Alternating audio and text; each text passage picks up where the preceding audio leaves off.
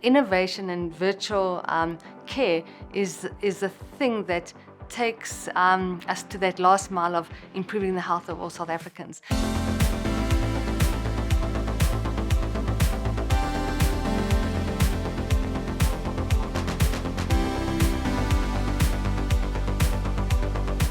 It's important for us to publish and conduct this research so that we can get better insight into the future health landscape for the country, but also how we impart this knowledge to the broader body of knowledge in the country.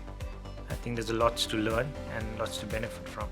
The insight from the report that I found very interesting was that there's a common vision by healthcare leaders and young healthcare professionals to look for technology to enable better health outcomes, being connected, being convenient, and being sustainable as well, underpinned by technology.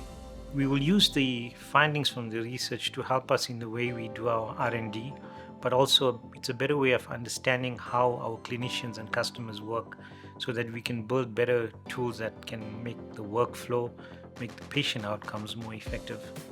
It's very important for the South African healthcare sector to have access to research. It's focused on issues that are pertinent to the reform and also would have input into advancements of access to healthcare of citizens. We are at a crucial time globally in terms of healthcare access, etc., as we are gearing ourselves to 2030, which marks period by which we should have implemented or started implementing universal health coverage. And if we are serious about issues of access to essential services, we need to conduct research like the one that Philips does. Collaboration is very essential in any sector, not just healthcare. As a BHF, we find ourselves central to many discussions. We operate largely in the private healthcare sector linked to medical aid schemes and other funders. The other point is that at the end of the day, the healthcare user or the patient does not classify whatever need they have sectorally. It is personal, it will be a healthcare need or a service, and its provision will be driven by either party. It's important that there is collaboration across the board. In terms of looking forward, from our perspective as a PHF, we have to make sure that we encourage healthcare reform to address many of the inefficiencies and challenges that currently perfuse our system.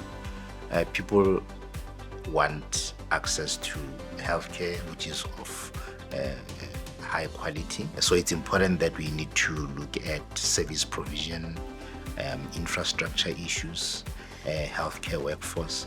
We are fortunate that there are already frameworks that are out there crafted by bodies like the WHO, which actually guide us. What we just need to do is look at how they apply specifically to our environment. So the South African Medical Research Council's mission is to fund and conduct research that changes the lives of South Africans.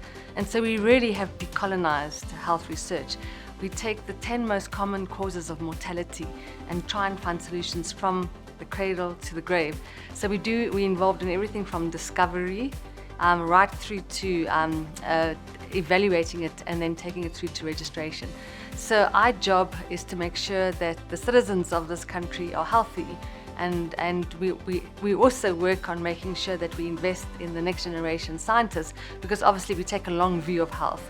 And so with the kind of problems that face South Africa at the moment may not face us in the future. So we have to look and find research of the past, diseases of poverty, of the present like HIV and TB, and of the future, cancer and diabetes and non-communicable diseases. And so we have to make sure that we position the Science Council to be responsive not only to the South Africa that we know now, but to the South Africa of the future.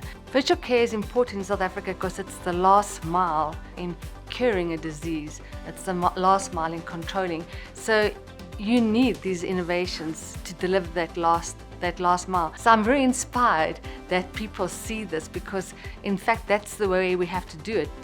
Telemedicine, digital health, digital diagnostics. If we want to make sure that we can get the drugs to the people, we have to invest in innovation. So this virtual care is not just about diagnosis and support, but it's about delivering medication. So I am so happy that the medical practitioners, the medical workforce see this as an answer to delivering quality healthcare in South Africa. So our facilities are subpar. Our facilities is aging infrastructure. There's a lack of investment. There's issues with reticulation. We just have not invested in our core structure. How do we fix it? We need innovation. That's where we need to work with other people, engineering, architecture.